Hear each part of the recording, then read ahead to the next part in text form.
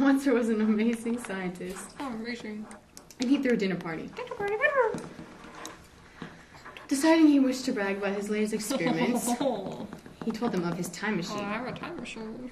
The other people were like, "You've never made a time machine, that's impossible." And he's like, "Oh yeah? I'm going to show you my little one." I'll show you this one right from here. So he showed them a miniature version of his real time machine. Right there, you see that?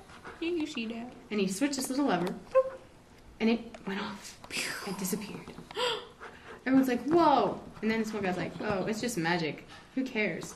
So they all went back to their dinner, and they continued, and they forgot about it.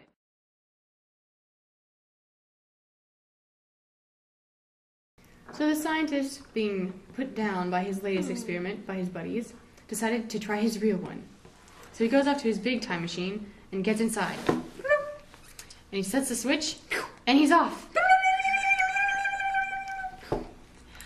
As he's going through time and space, he's watching many things happen. Trees grow and die and all kinds of good stuff. And then he gets to a certain point in time where he thinks it's cool. So he gets off.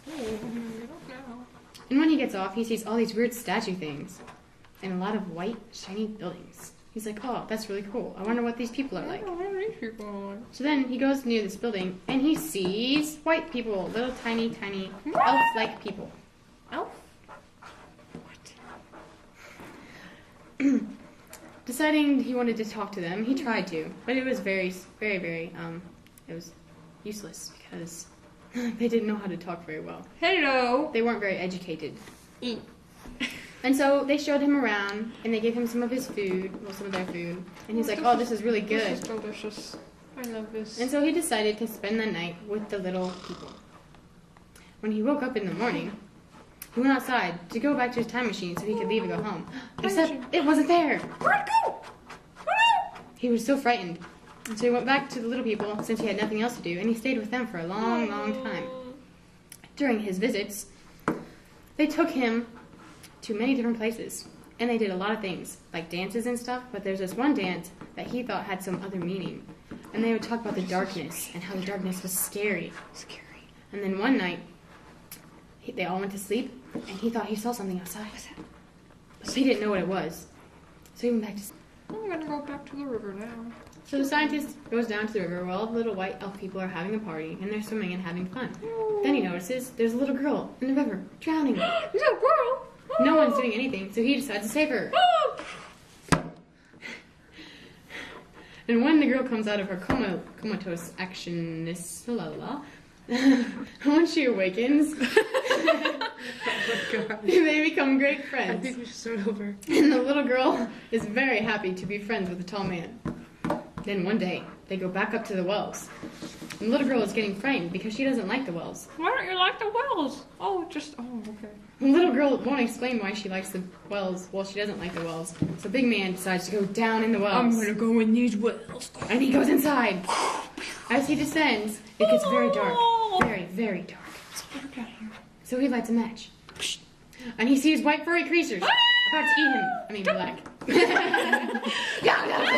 And he's running and trying to get away. I'm trying to get away now. And as they fall behind him, he sees on a nice white slab a dead body. He goes to inspect it and sees it's a little dead white elf creature. Oh no! These black creatures are eating the little white ones. He's furious. But now he must go back to the surface or else he'll die. And his match is going out. Oh no, he's freaking out. So he lights another match. The creatures are coming now. He's trying to get back up the well. Oh no, he might die. And suddenly he makes it to the top alive. The girl is very happy, and all the white elf people are so happy to see him alive. And he's so frightened, so they take him back to the big white house, and they all sleep. The scientist and the little girl, the next day, decide to go on a walk. And on their walk, they come to a ruined building. What is this place? Oh, it's really cool, he thought. This was cool. So they went inside, and they're looking around, and in one room, they found some old antique stuff. Ooh. Some were matches, and some were dynamite. So the old man took that stuff. Because he needed lights, because it would scare off the black, fuzzy creatures. And as they were about to leave, they saw a basement door. The girl was getting scared because she didn't like the dark. Suddenly, they heard a scurrying down below. They must leave. We must go now. They started running out of the museum. But then they see see these creatures behind them coming out. They head into a forest. First, go! And they lose them for a while. He starts a fire, but in his own stupidity, he sets the whole forest on fire. Oh, I'm so stupid. Fire everywhere. And suddenly the creatures are there. But they're blinded by the light, so they're running into each other and dying. Oh, they're so stupid. Oh no. In the terrible chaos, the little girl is lost. And the scientist is left alone. He's running back to the hill where he had seen his time machine before, and there, one of the statues has opened up at the bottom. What is this? And he sees tracks from his time machine. He goes inside the statue, but it's dark, so he knows a trap awaits him. And as soon as he gets into his time machine, creepy things attack him. He gets into his time machine and goes into the future. And he sees a lot of things, like a big butterfly and a big bug, and he's scared of them. He goes in and back, and in and back, and then he sees the end of the world. The sun is so close to the earth, it's about to blow up. And he knows he doesn't want to be around when the earth dies, so he gets back in. And he travels to a few hundred years before he left. He arrives in this building with people inside of it. People inside. What are you doing here, they say. He's like, oh, I just came here, don't hurt me. They're like, you're arrested. And while questioning him, they find out that he's telling the truth. But they tell him, you can't have that time machine. They're illegal now. People have gone missing because of those. Oh, he's like, oh, I didn't know. Then he watches them a while, and then he finds out there's a war going on. And this building is being sabotaged by the other side.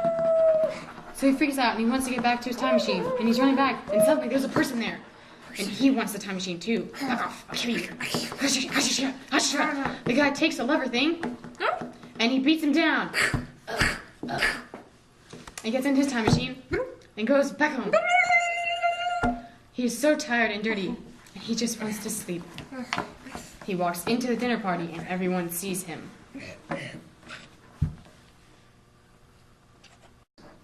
All of his guests are very shocked.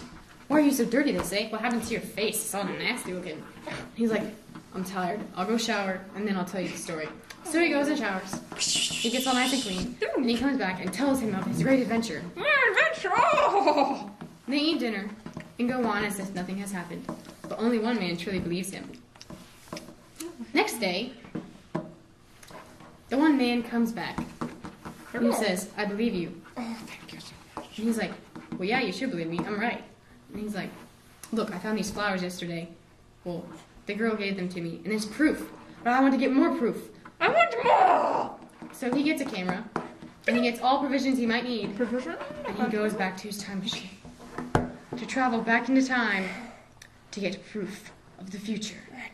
And as he's leaving, the guy watches. As the time machine simply becomes nothing. The end.